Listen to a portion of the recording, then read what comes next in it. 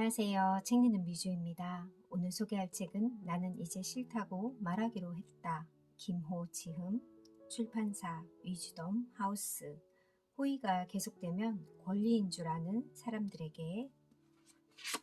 김호 40년 넘게 괜찮아요, 좋아요란 거짓말을 남에게 하면서 살아왔고 스스로에게는 착한 사람이라는 거짓말을 하면서 살아왔다. 거절과 부탁을 못하는 것이 착한 것과는 아무런 상관이 없다는 것을 깨닫고 하루하루 조금씩 덜 거짓말하면서 살기 위해 노력하고 있다. 매일 저녁 거절 및 부탁과 관련해 오늘 만나는 사람들에게 내 마음속 진실을 전달했는가 스스로에게 묻고 기록하고 있다. 더 랩 H 대표이며 조직 및 리더십 커뮤니케이션 분야 컨설팅 해오면서 기업의 임원, 코칭 및 워크숍 디자인, 진행을 하고 있다. 또한 국내 유일의 설득 심리학 공인, 트레이너, CMCT로도 활발하게 활동하고 있다. 차례 1부, 나도 싫다는 말을 잘하고 싶지만 2부, 나는 내 마음을 그대로 전할 권리가 있다. 3부, 당신이 거절을 잘 하지 못하는 이유. 4부, 좀 더 현명하게 자신의 목소리를 내는 법. 5부, 거절의 근육을 키우면 더 나은 삶이 기다리고 있다. 건강한 관계의 기본은 교환이다. 누군가는 할 말을 하고 또 한 사람은 할 말을 하지 못한다면 이는 폭력적인 관계일 가능성이 높다. 자기 의견은 닫아버리고 남의 의견과 부탁만 들어주면 착한 사람이 아니라 호구가 된다. 이를 탈피하기 위해서 먼저 거울을 쳐다볼 필요가 있다. 이 책에서 거절과 관련된 이론들을 쉽게 풀어 소개하는 이유는 거절을 못하는 우리의 모습을 들여다보는 거울이 되기 때문이다. 먼저 나의 모습을 들여다보고 왜 과거의 나보다 오늘 더 거절을 잘해야 하는지가 분명해져야 거절의 기술을 익히는 것도 의미가 있고 실제 사용할 수 있다. 나를 힘들게 하는 그 사람은 변하지 않는다. 내가 그들을 대하는 방식을 바꾸자. 좀 더 거절을 잘하는 나를 만들자. 오늘은 내 감정에 좀 더 솔직하게 귀 기울여 보자. 거절과 부탁을 제대로 하려면 어떻게 해야 할까? 이 질문보다 더 중요한 것은 내가 정말로 원하는 것이 무엇인지 아는 것이다. 많은 사람들, 특히 거절과 부탁에 익숙하지 못한 사람들은 자신이 무엇을 원하는지 잘 모른다. 사람들이 우리를 어떻게 대우하느냐의 75%는 우리 자신에게 책임이 있다. 우리는 사람들이 어떤 말과 행동을 하느냐에 대해 스스로 영향력을 행사할 수 있으며 우리에게는 그 방법을 터득할 의무가 있다. 캐서린 리어돈, 성공한 사람들의 정치력 102. 우리는 거절 못하는 성격을 착해서 그러는 것 혹은 모질지 못해서 그러는 것 등으로 합리화하면서 자신과 가까운 사람들이 어떤 피해를 입게 되는지 애써 외면하면서 살아간다. 주변 사람들이 누구는 착해라고 하면서 자신을 이용한다는 점도 외면하면서 말이다. 살아가면서 때론 거절을 해야 하고 또 다른 사람들로부터 거절을 감수하는 것이 우리 삶에 어떤 도움을 주는지, 거절을 못하는 삶이 나이스한 삶이 아니라 결국 실패한 삶이 될 수 있다는 점을 분명하게 깨달아야 한다. 처음부터 너무 잘하는 것이 독이 된다. 약속은 적게, 대신 약속보다 더 해주는 게 낫다.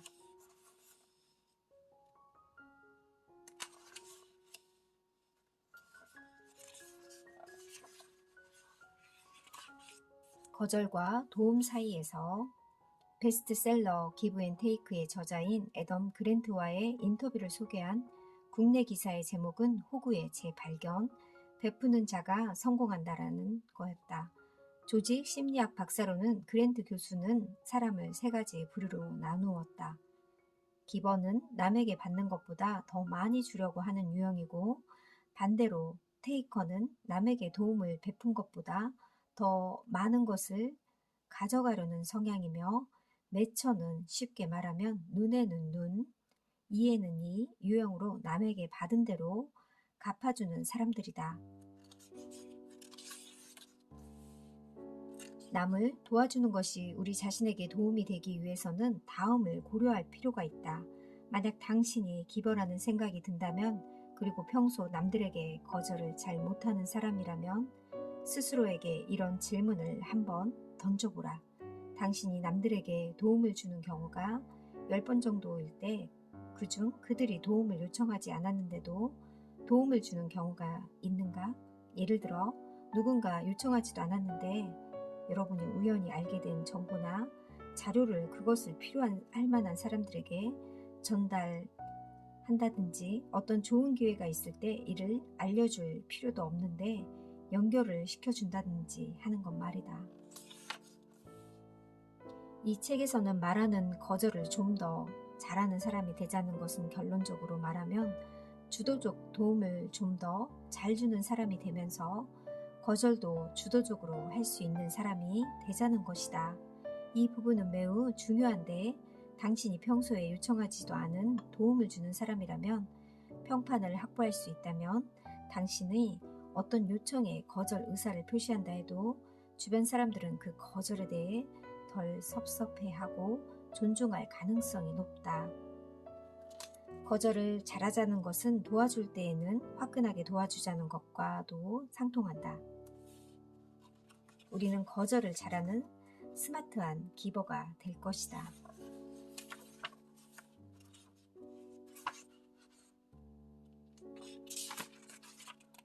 거절 민감성. 거절에 대한 민감도가 높은 사람들은 어떤 특징을 보일까? 심리학자들은 이 문제에 대해 연구를 진행해 왔다. 마시멜로 테스트로 유명한 심리학자 월터 미셸은 이러한 연구 결과를 종합하여 거절 민감성이라는 해로운 성향에 대해 설명한다. 거절 민감성이 높은 사람들은 주변 사람들에게 거절을 당하지 않을까 두려워서 그렇게 거절당했을 때의 나를 상상하며 괴로워한다. 거절 민감성이 높은 사람들은 거절 민감성이 낮은 사람에 비해 대인관계의 지속에 있어서도 문제가 있다는 점을 밝힌다.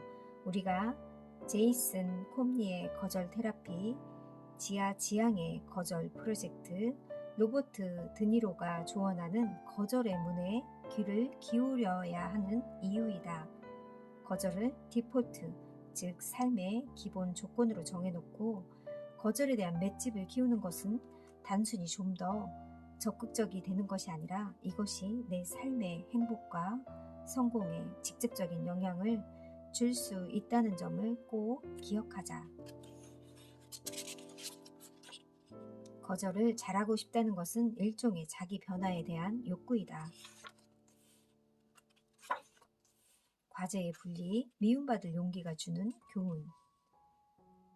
미움받을 용기, 이 책의 핵심 메시지는 다른 사람들의 기대를 만족시키기 위해 너무 신경 쓰지 말라는 것이며 상사나 동료, 부모나 형제, 자매 등의 인정을 받기 위해 노력한 것이 우리의 자유를 빼앗고 있다고 진단한다. 과제의 분리란 자신의 판단에 따라 행동하되 이에 대해 다른 사람들이 어떻게 생각할지는 내가 관여할 수 있는 과제가 아니라 타인의 과제라는 것이다. 거절과 부탁을 잘하지 못하는 사람들 중에 모든 이들로부터 좋은 이야기를 들으려고 하는 성향이 강한 사람이 많다. 나 역시 그런 성향이 강한 사람이다. 그러나 모든 사람들로부터 좋은 평가를 받을 필요가 없다고 생각하는 순간 마음의 평화가 찾아오는 것을 느낄 수가 있다.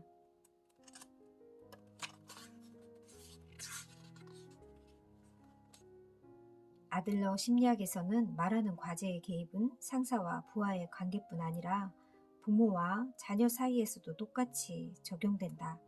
사실상 우리는 자녀와의 과제에 과도하게 개입하는 부모가 많은 사회에서 살고 있으며 이러한 자녀 교육 방식이 결국 학교에서는 교사가 학생의 과제에, 직장에서는 상사가 부하의 과제에 끊임없이 개입하게 만드는 첫 출발점이다. 이런 점은 심각한 문제라고 생각한다. 부모의 거짓말. 다 너를 위해서야. 내가 설마 너에게 해가 되는 일을 권하겠니? 부모들이 하는 흔한 거짓말 중에 하나가 바로 이런 것들이다. 자신의 의도가 좋으면 상대 자녀에게도 좋을 것이라고 생각한다.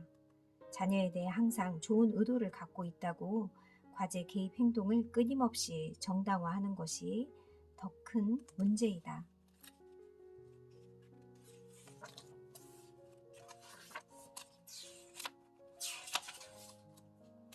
나는 문제를 문제로 보고 있는가?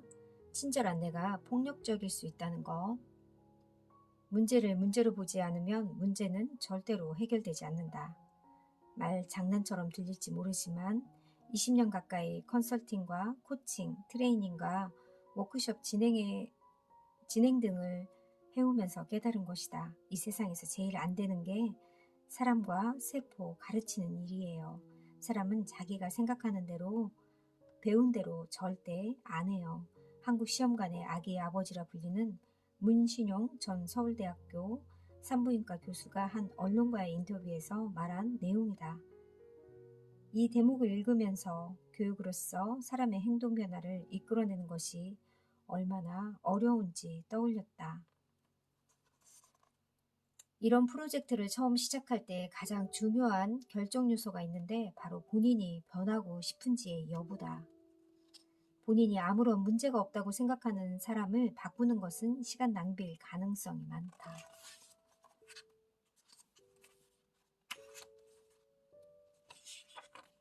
얼마 전 국내 대기업의 한 곳에서 거절에 대한 워크숍을 진행하면서 영국 배우 두 사람을 특별히 초대했다. 그리고 워크숍이 시작되자마자 영국 배우들에게 워크숍 참석자들에게 가서 다양한 부탁을 해달라고 요청했다. 예를 들면 저 5만 원만 빌려주실 수 있으세요? 제 어깨 좀 주물러 주시겠어요? 같은 난데없는 요청을 하게 한 것이다. 동시에 참석자들에게는 무슨 이유든 대면서 거절을 하라고 했다. 이때 중요한 규칙은 부탁을 하는 사람의 눈을 마주보면서 거절을 하는 것이다. 아니요, 제가 현금이 없어서 빌려드릴 수 없어요. 혹은 저도 피곤해서 주물러 드릴 수 없어요. 같이 이렇게 한 바퀴 돌면서 첫 번째 연습을 한다. 두 번째 연습은 한 가지만 빼고 모두 똑같이 한다.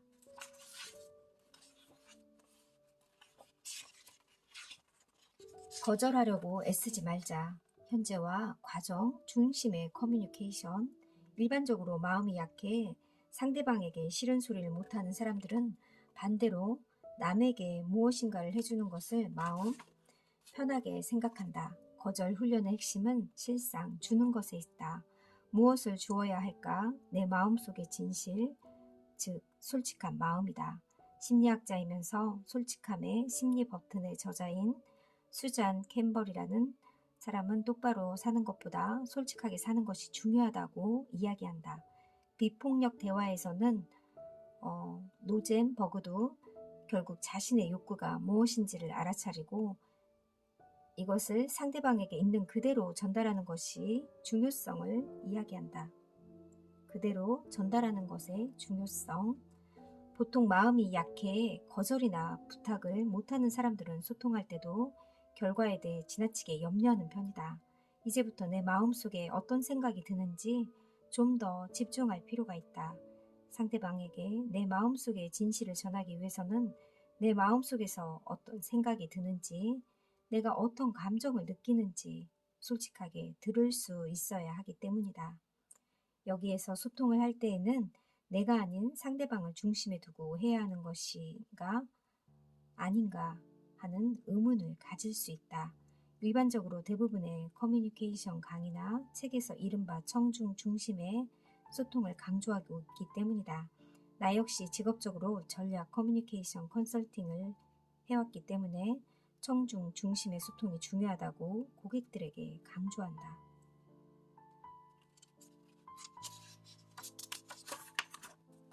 그동안 착한 사람으로 상대방에게 거절을 못해왔지만 이제 거절을 좀 더 잘하고 싶다면 스스로에게 거절을 잘하자라고 결심하기보다는 착한 사람을 솔직한 사람으로 바꾸어 앞으로 상대방에게 내 마음속에 떠오르는 생각을 솔직하게 전달하자라고 바꾸자. 자기 자신에게 이야기하는 프레임을 바꾸는 것이다.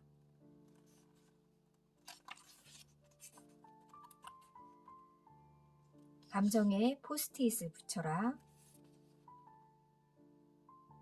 감정이란 무엇일까? 감정에 대한 정의는 수천 년 전에 걸쳐 철학적으로 합의를 보지 못한 문제이기도 하다.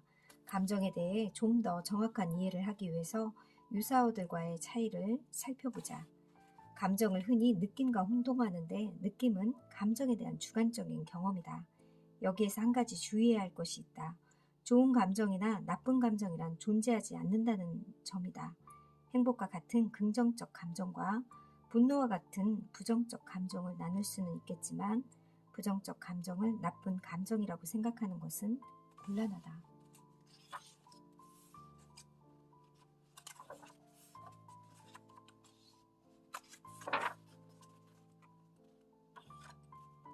거절의 근육을 키우면 더 나은 삶이 기다리고 있다.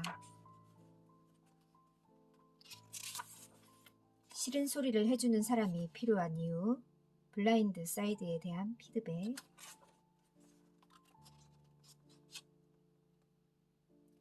남들이 아는 나의 모습, 남들이 모르는 나의 모습, 이 부분은 자기 개발에 있어 매우 중요한 영역이다. 예를 들어 내가 쓰고 있는 이 책이 읽고 있는 여러분들에게 도움이 될지 안 될지, 또 어떤 부분이 도움이 될지는 저자인 나보다 여러분이 훨씬 더 잘 알 수 있다.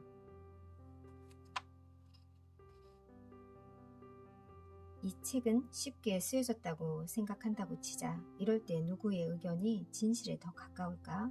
당연히 다수의 독자들의 공통 의견인 저자인 나의 의견보다 더 정확하다.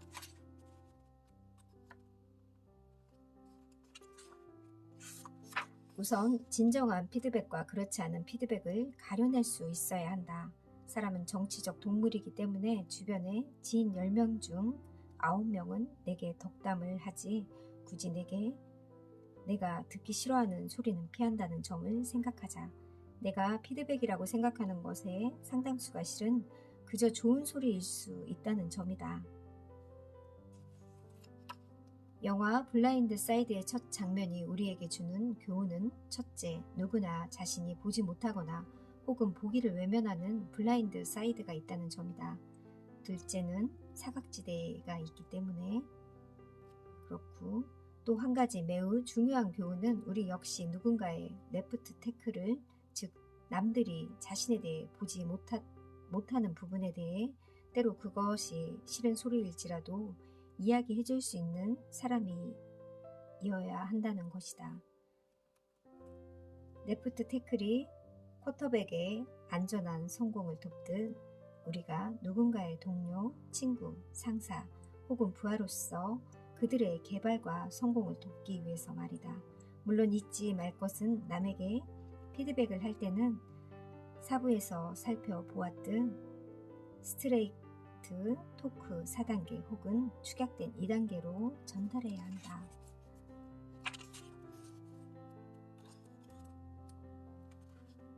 거절이 자기 개발의 핵심인 이유, 자기 개발의 핵심은 거절이다. 나는 몸무게를 빼기 위해 수십 년 동안 결심해 왔지만 정작 살을 빼지는 못하고 있다. 왜일까? 맛있는 음식을 앞에 두고 마음껏 먹고 싶어하는 내 마음속의 유혹에 노라고 이야기하지 못하고 오늘만 혹은 다 먹자 하고 하는 짓인데 하면서 정당화를 하며 누군가 먹지 말아야 할 과도한 술이나 내키지 않은 음식을 권할 때 자의반 타의반으로 거절을 못하기 때문이다. 음식과 체중만 그럴까? 기본적으로 자기 개발이란 선택과 집중, 그리고 매일 습관처럼 반복하는 것이다.